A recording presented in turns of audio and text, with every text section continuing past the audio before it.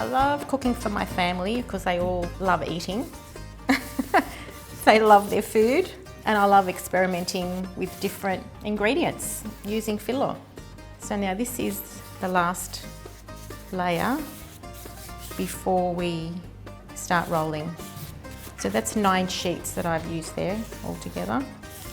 When you're rolling, you need to have put enough oil within the layers to keep it nice and moist. As you can see now, it'll be easier to cut because there's enough moisture in there. And now you have 2 separate layers, and you just twist like that.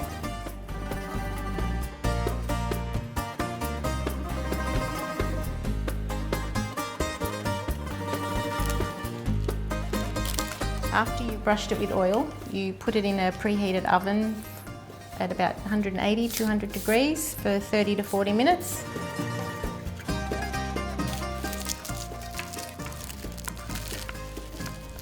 And you can see inside it's nicely cooked all the way through with a nice soft gooiness from all the cheese.